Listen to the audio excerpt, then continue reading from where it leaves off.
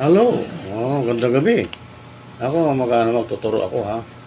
Kasi marami ngayon problema.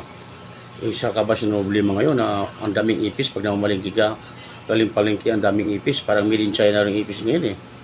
Yung maliliit na mabilis dumami. Mayroon ngayon. Kaya ito di kaya ng ganito. Hindi kaya ng mga insecticide, di kaya. Kahit anong spray mo, hindi na mamatayan. Ito ang ipapayo ko ngayon. Ito, nakita mo to. Butane, maraming klase itong butane. Plus yung torch, itong torch na ito. Medyo mahaba-haba ang kailangan natin. Huwag yung maiksi, madaling masira yun. Ito mahaba-haba. Ngayon,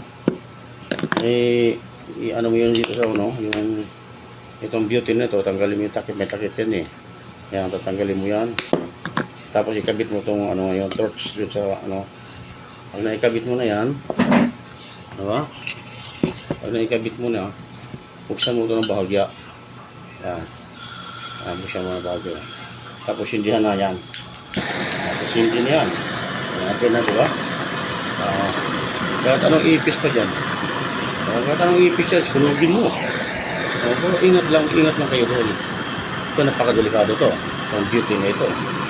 Hindi naman ito katulad ng acetylene. With oxygen ito, hindi naman ito masyadong hazard. Pero ito pagka limado kayo sa mga restaurant nyo, mga bahay nyo na puro ipis na maliliit sa loob ng cabinet, hindi naman patay-patay kasi spray ng mga beauty na yan ay mga na yan, yung insecticide na ito.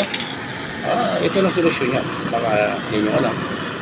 Ito, pwede mo nakasan yan pwede mo nakasan. Sunugin nyo lang, hindi sa hapya, walang huwag yung alisin mga plima po doon, mga gas, mga dyan. Para ma-solve yung problema nyo. Baka isa kayo problema sa mga bahay nyo.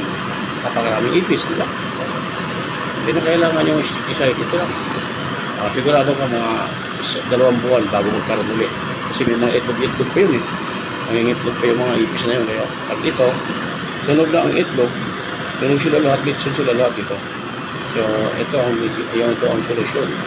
Sa mga problema nyo, tungkol sa mga ipis. Diba? Ito na.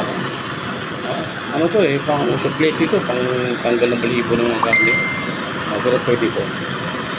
Kaya, wala problema. Ingat lang. Pagpatay nito, patay pa. Wala na apoy, diba? Tatanggalin mo lang ganun. Twist mo lang, tanggal na, diba? O, yan lang.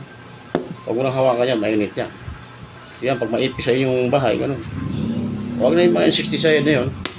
Pang malaking ipis lang yun, pero mga pino, malabo. Okay?